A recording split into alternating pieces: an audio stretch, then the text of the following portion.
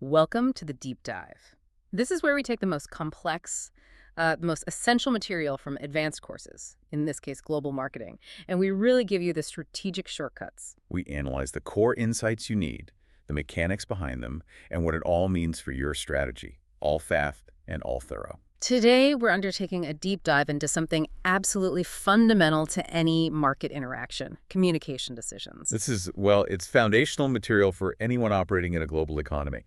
It requires a clear, structured, and, a practical analysis of how promotion actually works in a world where the customer really holds all the power. Our mission today is pretty ambitious. We're going to navigate the entire promotion mix, from advertising fundamentals to the role of emotionalization. An integrated 360-degree communication. Mm-hmm. And then we'll dissect how the digital revolution has just completely rewritten the rule book for brand building and, importantly, for crisis management. It's a huge scope. It is. Yeah. So before we dive in, let's set the stage with a thought leader behind this work, Professor Marc Opresnik. Absolutely. Let me read his bio here. Marc Opresnik is the creator of the pivotal Infinity Marketing Canvas and founder of Pivotal Thinking. He is Distinguished Professor of Marketing at Lübeck University of Applied Sciences in Germany, Honorary Professor at the New Delhi Institute of Management, a global thought leader at the LSE Academic Speakers Bureau, and co-author of several international bestsellers with Philip Kotler. He also serves on the advisory board of the United Nations World Food Programme Innovation Accelerator, is a leadership coach and executive trainer, a TEDx speaker, and is recognized as one of the world's most influential voices in purpose-driven marketing, strategy, and leadership. So with that incredible background in mind, let's really unpack this crucial pillar of global marketing. We start, as we always should, with a definition of the tools we actually have at our disposal. Hashtag Chapter 1, the communication and promotion mix. Okay, let's unpack this by starting with the core definition. When we talk about communication decisions, we're really talking about the promotion mix. Right. And the source material, drawing from Kotler and Armstrong, defines this as that specific blend of advertising, public relations, personal selling, and direct marketing tools. All used to persuasively communicate customer value and, build those crucial customer relationships. It is, quite simply, the essential toolbox for brand persuasion. And traditionally, we separate that toolbox into two fundamental categories. Above the line, or ATL, and below the line, BTL. Exactly. And ATL is what you'd call the classic broad reach media. So what most consumers would immediately think of: billboards, TV commercials, radio ads. Cinema advertising, newspapers. It's mass, it's paid, and it's largely untargeted, historically speaking. And BTL then is the counterpoint to that. It is. These are the non-classical, much more targeted forms of communication. Think direct mailings, specialized promotional events, and most critically in the modern era, internet marketing. So why the line? Why separate them? Historically, it's because ATL often involved paying commissions to external media agencies, while BTL was more direct, often managed in-house, and far more measurable in its immediate return. But the real strategic point here, which really sets the stage for our entire deep dive, is why this is all so important now. Right. Effective communication strategy is no longer optional. It's a key success factor. And the sources point to two big reasons. One, products and services are becoming more and more alike. Increasingly homogeneous, exactly. And two, markets are just utterly saturated. So if you're managing a global brand, any functional difference you have is probably temporary and easily copied by a competitor. Precisely. So when your market is crowded and the product attributes are basically indistinguishable, a sophisticated communication strategy becomes the only way to establish deep, meaningful differentiation in the customer's mind. You have to avoid that threat of commoditization. You're selling context, not just product features at the end of the day. So let's detail the components of that mix, starting with the broadest tool: advertising. The fundamentals, right. The definition is key. Any paid form of non-personal presentation and promotion of ideas, goods, or services by an identified sponsor. And what's important for a global manager here are the criteria for success. Right. Advertising must be intentional, influential, and persuasive. But, and this is a key point, never manipulative. Its ultimate goal has to be target-oriented. You're trying to establish and solidify customer relationships. And the sales increase is the result of that relationship. It's an investment in a future connection with your customer. So what are the specific tasks we're trying to accomplish with that investment? That brings us to the 4 main advertising objectives. And these have to be specific tasks for a specific target audience during a specific time. First up is informative advertising. Crucial when you're introducing a genuinely new product category. Your whole objective there is to build primary demand for the category itself. Then, as competition inevitably shows up, you have to shift. You shift to persuasive advertising. Now you're trying to build selective demand for your specific brand within that now crowded field. The third type can be, well, pretty aggressive. Comparative advertising. It is. This is where you directly or indirectly stack your brand up against one or more competitors. You're trying to clearly position your competitive advantage. And finally, for mature products, you shift again. To reminder advertising, this is all about maintaining customer relationships and keeping the brand top of mind. It often requires less creative effort, but much higher frequency. Okay, so beyond that kind of mass advertising, what other tools are in the mix? Well, the other core tools are much more targeted. Sales promotion, for instance. This would be your short-term incentives, right? The classic stuff like discounts, coupons, in-store displays. Demonstrations, exactly. Anything designed to encourage an immediate purchase or a sales trial. Then there's direct marketing. This is all about precision targeting, making a direct, measurable connection with carefully selected individuals. Through direct mail, telephone, email, even specialized kiosks. And finally, you have personal selling. This involves personal presentations by the firm's sales force. It's the highest touch, most human-intensive effort. And it's used for two things: making immediate sales and building those critical long-term customer relationships. You see it all the time at trade shows or through high-value incentive programs. Now we get into a different realm: credibility, reputation, and image. Let's talk about public relations, or PR. The core mission of PR is, well, pretty straightforward on the surface. Building good relations, getting favorable publicity, and improving the corporate image. The ultimate goal is achieving understanding and acceptance from all your stakeholders. What makes PR unique is that its functions are both internal and external. Internally, it manages communications through company publications and helps shape the corporate culture you want. Externally, especially for global corporations, it's about building a consistent global identity, providing information to help marketing, anticipating criticism, and maybe most critically today, leading the charge in crisis management. That crisis management role brings us to a really compelling and, frankly, cautionary example from the source material: the BP catastrophe. Right. So before the Deepwater Horizon disaster in 2010, BP had actually pulled off an incredibly successful rebranding. They went from British Petroleum to Beyond Petroleum. It was a future-focused PR campaign that built up significant brand equity around sustainability. They had a great reputation. And that was just obliterated almost instantaneously. And the sources emphasize a crucial strategic insight here. The reputation wasn't just ruined by the catastrophe itself, as horrific as it was. It was driven more profoundly by the inadequate communication policy of BP and the local management in the aftermath. The failure was communicative, not just operational. That's the key takeaway for any manager listening. It just shows the immense difficulty of communicating to all your global stakeholders in a crisis. And the sources specifically highlight how the global village social networks fuels that loss of credibility. It catastrophically expands the negative impact. So if you're not transparent and you're not rapid, that silence is filled by criticism that just goes viral. Rapid and authentic communication becomes essential. Okay, so moving past just managing reputation organically, brands often want more deliberate ways to align their image. This brings us to sponsoring. Right. This is typically financial support of sports, arts, or social institutions. And in exchange, you're hoping for specific communication effects, like increased awareness or enhancing your image by association. A more subtle tool, but incredibly powerful, is product placement. This involves deliberately placing a branded product, a service, or a company within an entertainment performance, like a movie or a TV show. And the source material breaks down how this is done. You have visual placement, simply seeing the product. Like a Ford car in a James Bond film, say Casino Royale. Then there's verbal placement, when the brand is mentioned or discussed. Like hearing the name Rolex, also in Casino Royale. And the most effective is combined placement, which integrates both sight and context. The example given is the presentation of Nike products in the movie What Women Want. And the effectiveness really hinges on the context and the testimonial, doesn't it? Absolutely. The material notes that placement can generate huge sales through the right testimonials and word of mouth. Look at Panerai watches. Right. The association with Sylvester Stallone, then Arnold Schwarzenegger. And later on, action heroes like Jason Statham and Dwayne Johnson. That consistent association drives enormous long-tail value. And it's even more effective if it's genuinely integrated into the plot, rather than just sitting in the background. Exactly. Think about the consistent use of Apple products in The Big Bang Theory.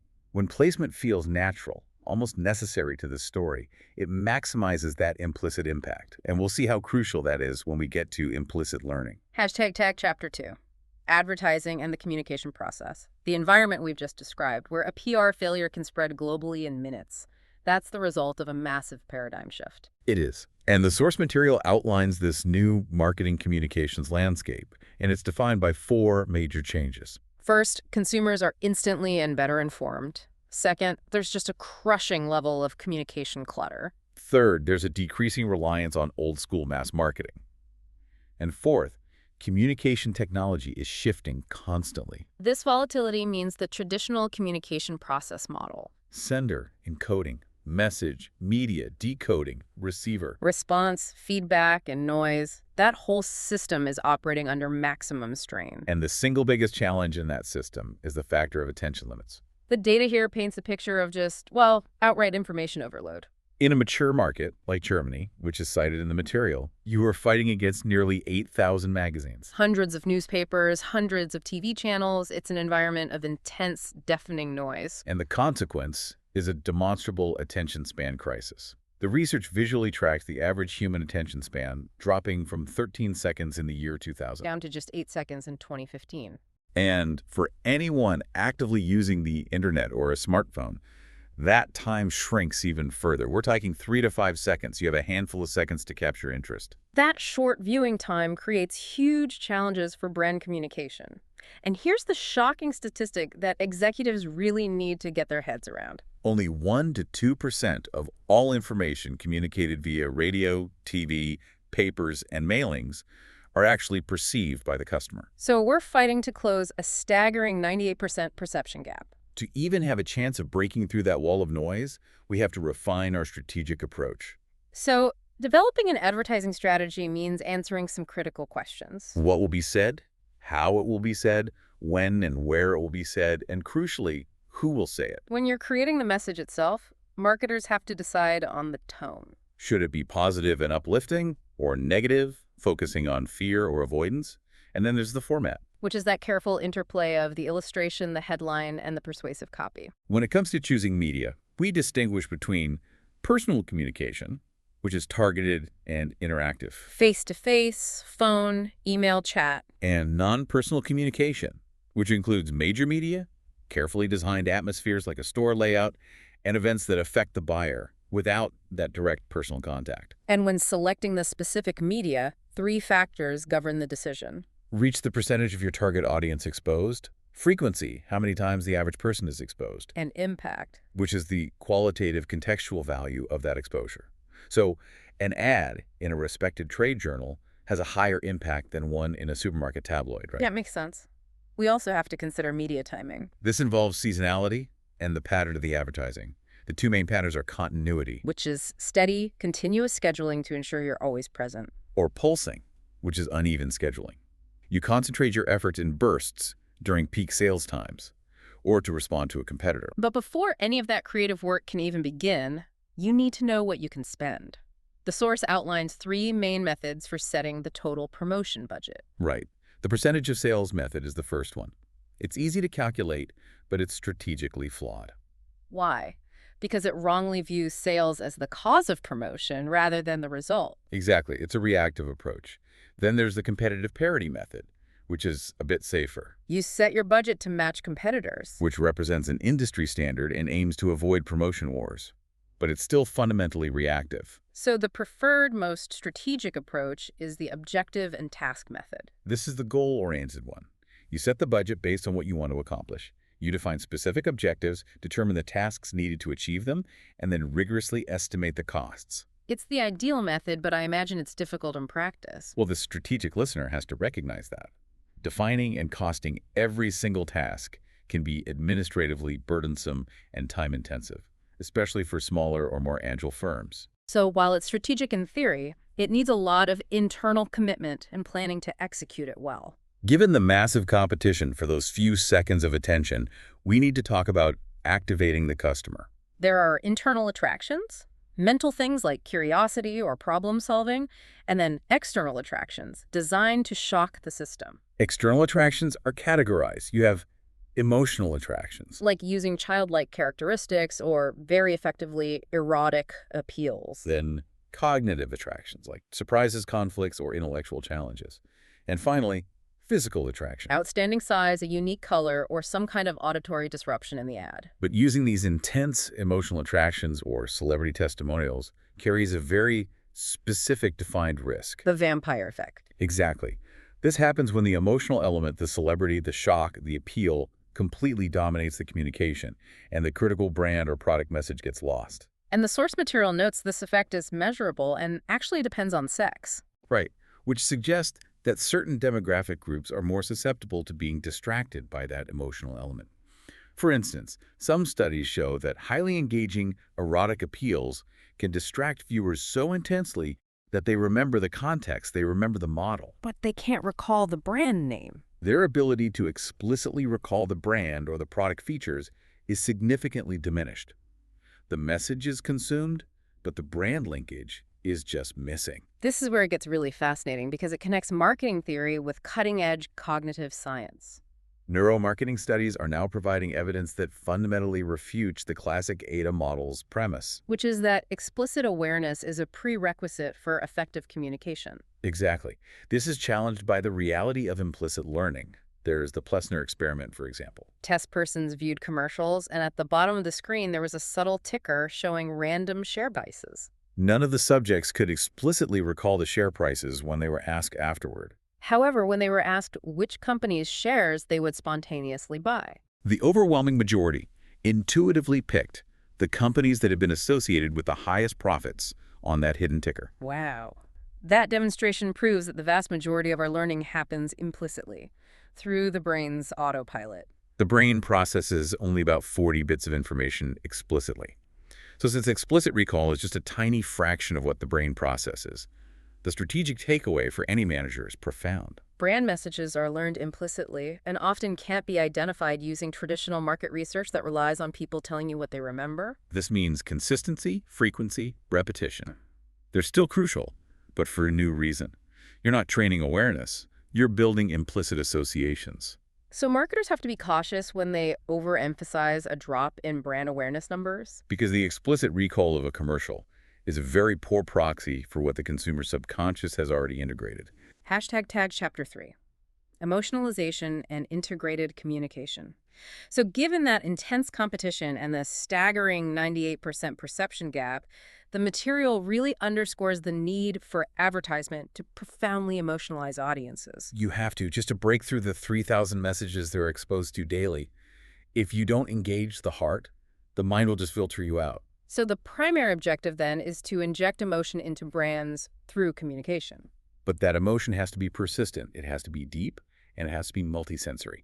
It has to appeal to more than just sight and sound. And that's where the strategic concept of multisensory enhancement comes in. Right. The sources state that a brand must be emotionalized via all the senses, even if the core benefit of a product doesn't originally involve them. And this idea is visualized in the brand's sensogram. So you can picture this. It's like a radar chart, a spiderweb diagram with 5 points. One for each sense: smell, touch, sight, sound, and taste. Precisely.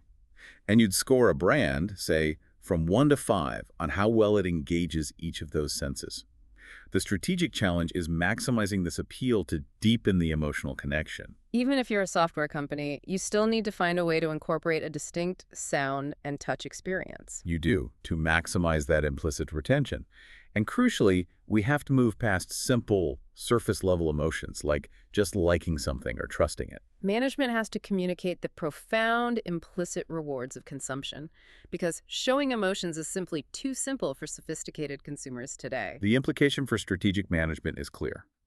You must communicate the underlying transformational implicit rewards that the brand suggests. The classic example provided is Nike. Exactly. Nike has explicitly positioned itself as selling dreams, feelings, and confidence.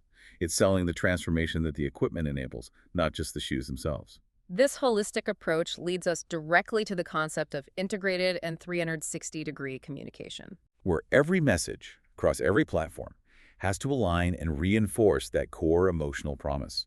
The Coca-Cola Happiness campaign is a perfect example of this. Coca-Cola invested heavily in foundational research. They used their Happiness Institute and a happiness barometer survey across 16 countries. And that research found a direct link between the simple pleasure of the taste of Coke and the broader, abstract concept of happiness. So the result was this strategic repositioning of Coke as more than just a beverage. It became a consistent support base for individual explorations around the meaning of happiness. And their 360-degree strategy then consistently hammered this core value proposition across multiple channels, making happiness the unified theme. This included experiential ideas, like creating a suburban park in Lithuania as part of the Where Will Happiness Strike Next campaign. And that was alongside innovative ambient marketing and comprehensive social media efforts. The consistency across TV, digital, and physical experiences ensured that the implicit reward, simple, shared happiness, was integrated into the brand. Another successful 360 degrees case study is the 𝐂𝐸𝐴𝑥 campaign. This was a globally synchronized launch, hitting 75 countries all at the same time. The core creative idea was a series of TV spots claiming nothing beats an astronaut, which culminated in Axe sending a fan into space with Buzz Aldrin. But critically, this wasn't just a TV campaign.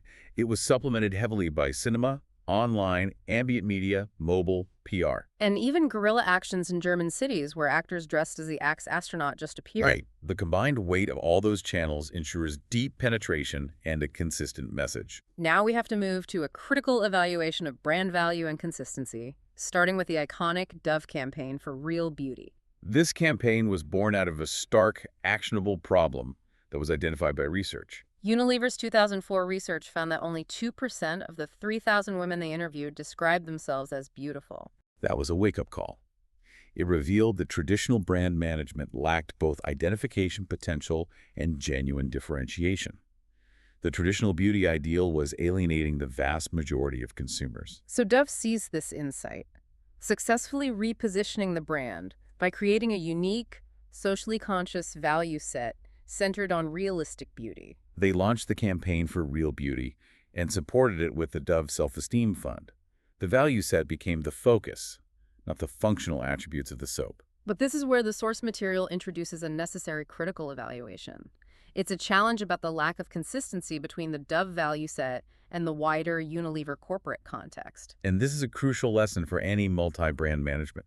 It's more than just an academic inconsistency. It's a profound strategic challenge. Unilever markets to the same target demographic using incompatible images. For example, Dove preaches accepting real beauty and enhancing self-esteem, while a sister brand like SlimFast is actively suggesting that weight loss is necessary for self-improvement. These contrasting value propositions display completely incompatible images of women in their ad strategy. And this fundamental lack of consistency and authenticity threatens to tarnish the carefully built Dove brand identity. This could result in a negative halo effect, where the positive, purpose-driven feelings generated by Dove are undermined by conflicting messages from sister brands like Axe or SlimFast. And that erodes the collective equity of the whole corporation in the eyes of a discerning consumer. To contrast that challenge, let's look at another highly effective Unilever campaign that managed consistency perfectly. Dirt is good for their laundry brands. This was a strategy born out of necessity. They had to avoid commoditization in the low-involvement laundry market, where all the claims had become universally similar. The previous monolithic positioning was, dirt is bad, stains are bad. Unilever completely revolutionized the category in 2004 by promoting a much deeper, higher-order benefit. Global research showed deep parental concerns. 48% of moms were anxious about their children's safety, and 71% felt they allowed too much sedentary indoor activity. This research informed a powerful new value proposition, changing the dialogue from cleaning to child development. The message became that playing outside, getting dirty, and getting stains is absolutely integral to healthy growth, building a strong immune system, and learning through experience. The stain became a badge of honor, not a mark of shame. The strategic genius here was explicitly linking the implicit motives of parents wanting their kids to be healthy and creative to the product's core function. They successfully humanized the laundry category. And the success was massive and sustained. It showed the power of a higher purpose. Since the rollout, sales of the detergent brands under the Dirt is Good motto grew from about $473 million to roughly $3.7 billion. That's proof that even low-involvement commodity products can achieve unique positioning and massive growth through purpose-driven, consistent communication. Hashtag Chapter 4, Digital and Social Media Communication. The ability to run these purpose-driven, integrated campaigns is fundamentally linked to the digital revolution. And the source material outlines the critical progression of marketing from 1.0 to 5.0. Right. We started with Marketing 1.0, which was product-oriented, functional, and just aimed to advertise products. It was a broadcast era. Then Marketing 3.0 became value-oriented, emotional, and social. The goal shifted to being found as a point of reference. The consumer gained a voice. And now we're rapidly accelerating toward Marketing 5.0. Defined by co-creation, being entirely data-driven, hyper-agile, with the ultimate goal being the optimal customer experience along the entire customer journey. This technological evolution reflects a monumental and irreversible power shift globally. That power shift is financially confirmed by the market capitalization of the tech giants, the Magnificent Seven. Their combined value is greater than the GDP of all countries except the USA and China. So the digital revolution hasn't just changed communication, it has fundamentally reallocated economic power. And this shift is driven by a fundamental change in customer behavior and, crucially, in what they trust. There's a key visual in the sources that reveals where credibility flows. Recommendations by friends are the highest source of trust. Followed extremely closely by online consumer reviews. Yeah. These two horizontal sources just significantly outrank traditional advertising sources, like TV commercials or online banners. Credibility flows sideways, not top-down. To manage this radically decentralized environment, managers need robust frameworks. The material outlines 3 core media classes for online marketing. Own media, which is your corporate website, your own blogs. Paid media, like banners, sponsored links, promoted tweets, and earned media. Fans, posts in other communities, viral marketing. And for structuring complex online campaigns, we rely on the systematic SOS stack model. Situation analysis, objectives, strategy, tactics, actions, and control. It provides the necessary rigorous structure for managing digital deployment in an environment that demands constant agility and accountability. Given this new environment, even our fundamental models for the consumer journey have to be revised. The classic AIDA model, attention, interest, desire, action, is now insufficient. It's replaced by the ACIDUS model, which inserts new digitally relevant steps. Attention, search. The consumer seeks information independently. Then interest, desire, action, and critically, share. The consumer becomes a source of earned media. And social media itself is defined by specific rules of participation. The source material details the 10.20.70 rule. Only 10% of users are posting content, 20% are reacting to it. And a massive 70% are just reading or lurking. So strategically, marketers must target that active 30% to generate the necessary earned media and momentum. A vital strategic lesson is the critical discrepancy between what companies think consumers want on social media and what they actually want. Exactly. Consumers interact with businesses primarily for discounts at 61% and purchase opportunities at 55%. They want tangible value. But companies generally assume consumers follow them for softer reasons, like general information or exclusive information. This wide misalignment shows a failure by companies to deliver the explicit monetary value that consumers are actually looking for on these platforms. This shift in communication methods has fundamentally changed who holds influence. We're seeing the rise of key opinion leaders, or KOLs. And they often outrank traditional celebrities in credibility and reach among targeted demographics. The sources dramatically contrast someone like Leonardo DiCaprio with top YouTube stars like Smosh or PewDiePie. The stats are just staggering. PewDiePie accrued over 5 billion views and generated advertising revenues exceeding $7 million. And influencers like David Zaritsky, who runs the Bond Experience, are critical for effective brand building because they speak the exact language of a highly targeted audience. They have a horizontal credibility that traditional advertising just lacks. So the ultimate driver in the sphere is content marketing, which the material focuses on through 3 key areas. Stories, so creating authentic content and experiences. Spread, using owned, paid, and earned media. And value. And that value must transcend that of your own company's products. A powerful example of this is the Samsung Bixby voice assistant campaign. Samsung customized its AI to keep a mother's voice alive on a smartphone after she was diagnosed with motor neuron disease. The film garnered hundreds of millions of views. It transcended the functional use of the Bixby product by connecting to deep human values and supporting an NGO. The digital age, however, brings unique hazards, particularly in managing reputation when the customer is in control. The Motrin disaster is the definitive cautionary tale. The chronology of this failure is essential for any manager to learn. On a Saturday afternoon, a blogger found a Motrin spot targeting young mothers and criticized it for mocking them. This criticism was rapidly picked up by other influential bloggers and, crucially, by one who posted a scathing tweet using the hashtag #MotrinMoms. And within just 2 hours, that hashtag had generated 5,000 posts and was one of the most discussed topics on Twitter globally. Johnson & Johnson, the parent company, was caught completely flat-footed and was devastatingly slow to respond. They took the page down, apologized hours later via email, and only posted an official coordinated apology on their main website 4 days after the criticism started spreading virally. This disaster illustrates the digital crisis management model perfectly.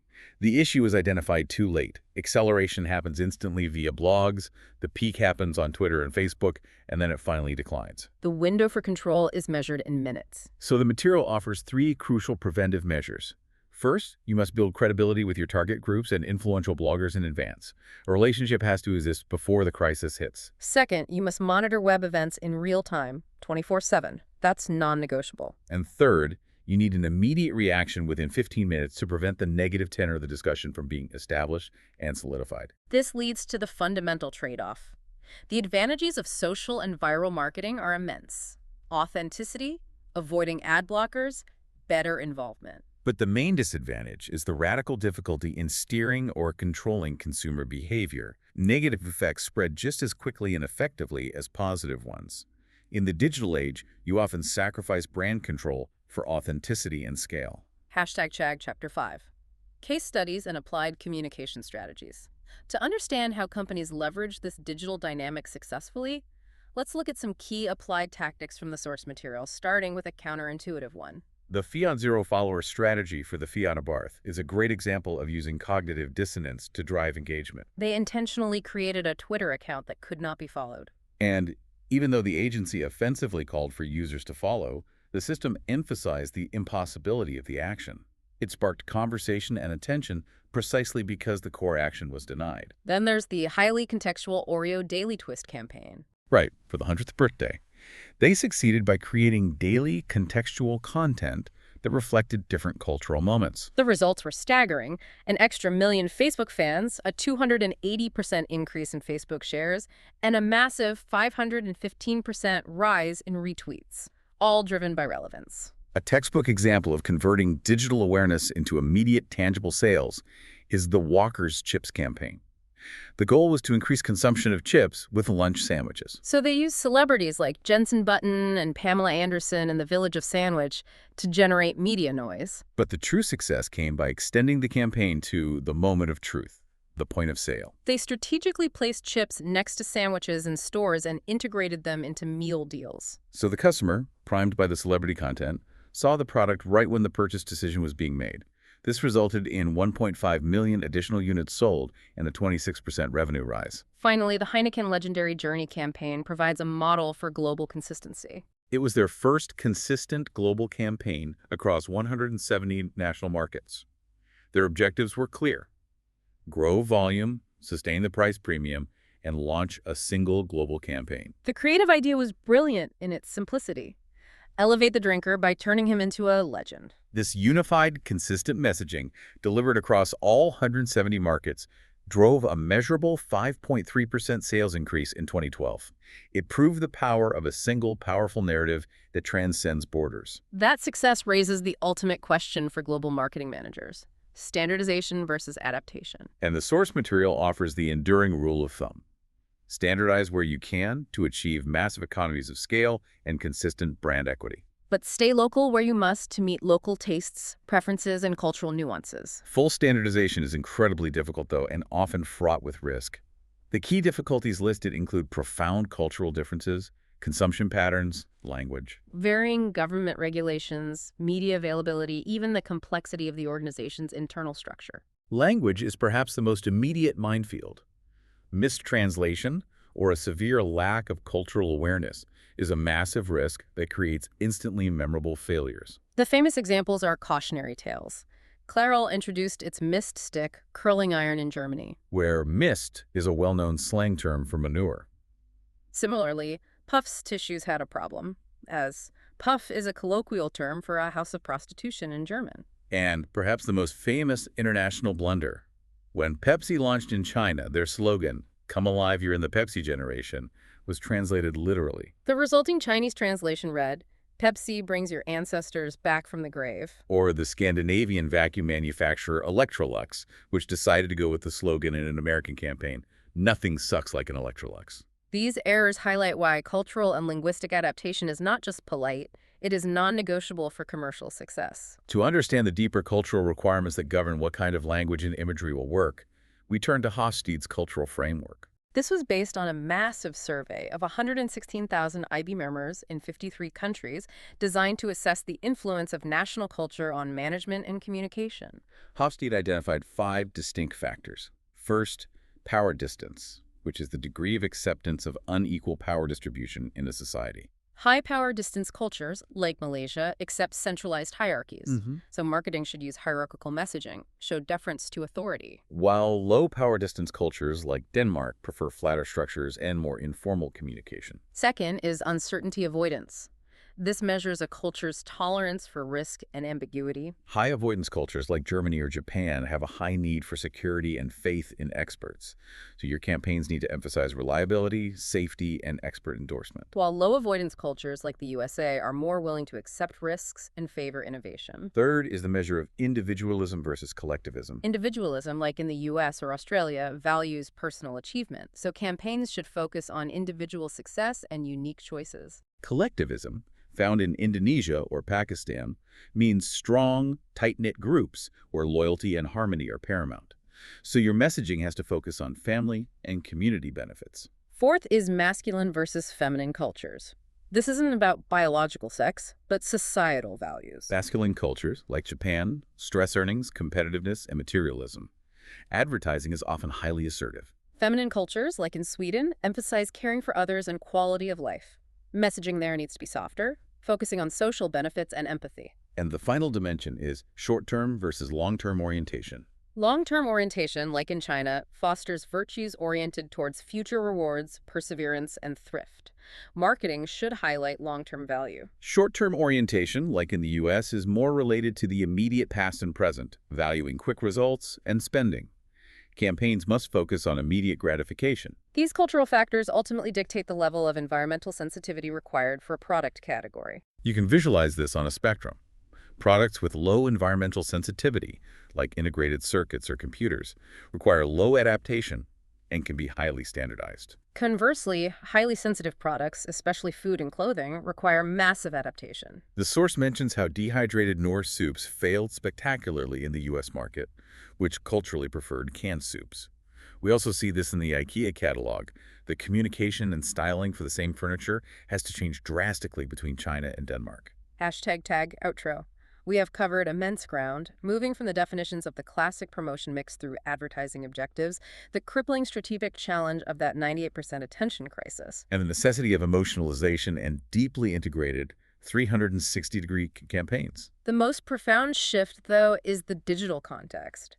We saw how the evolution from marketing 1.0 to 5.0 has required a complete overhaul in strategy. Demanding that content deliver transcending value, and that managers learn how to execute real-time crisis management, as we saw with the Motrin disaster. We are really witnessing the death of the marketing monologue. The source material projects this evolution from the past, where communication was a monologue from company to customer, to today, where it's a dialogue among equals. But the future is already here, and in that future, customers will dominate communication. They are no longer the dogs of the past, trained via repetition and mass media. No, where simple awareness was the key metric. Today's customers are strategically viewed as cats. Fiercely independent and autonomous. They're digital, mobile, and they expect participation in the brand narrative. And most critically, for them, trust is the key currency. That reliance on trust, earned through authentic stories, consistent value, and real-time responsiveness. That is the most essential strategic shift you must embrace today.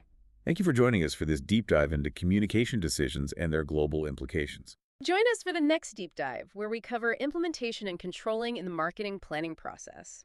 In the meantime, for more insights on purpose-driven marketing, strategy, and leadership, we invite you to subscribe to the YouTube channel of Professor Marc Oliver Opresnik.